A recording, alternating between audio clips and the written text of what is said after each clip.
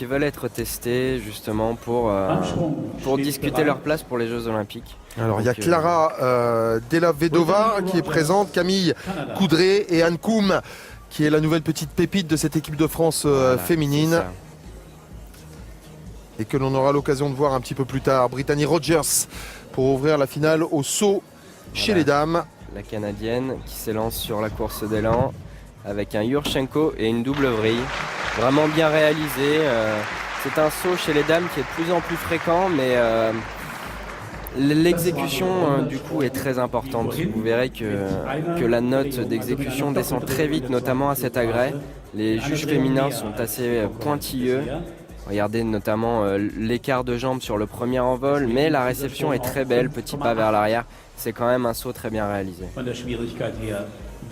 Le saut, on a l'occasion d'en parler assez souvent avec Laurent Barbieri. On a le sentiment quand même qu'à cet agrès-là, chez les dames, c'est l'agrès où il y a moyen de faire quelque chose. Parce que, surtout en Coupe du Monde. Sorti des grandes compétitions internationales où l'équipe de Chine notamment nous sort 2-3 petites pépites avec les Américaines aussi à côté. Il y a quand même de la place pour venir réaliser quelque chose à cet agrès. Voilà, donc comme vous dites, pas partout, c'est-à-dire sur les gros concours mondiaux, comme les Jeux Olympiques ou les Championnats du Monde. Là, il y a un peu moins de place, mais c'est vrai qu'en Europe, il y a de la place pour gagner une médaille et dans les différentes étapes de Coupe du Monde aussi.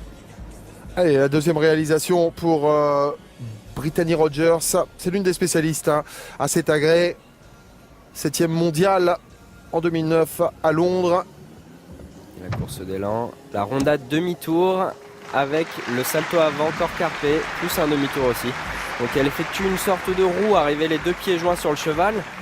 Un demi-tour dans l'envol, on va le voir, pour poser les mains vers l'avant finalement au lieu de vers l'arrière. Et puis effectuer une rotation vers l'avant avec un autre demi-tour. Regardez le salto avant carpé et le demi-tour.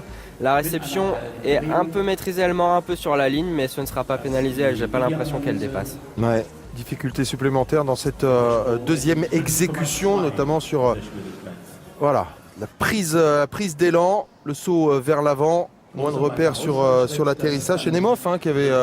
Oui, chez les garçons. C'est un autre nom chez les filles. Je ne me rappelle plus exactement duquel. Mais c'est vrai que nous, on appelle ce genre de saut le Nemov, la ronda de demi-tour.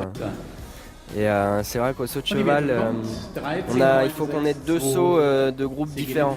C'est pour ça que... Ouais, toute la complexité. Avec...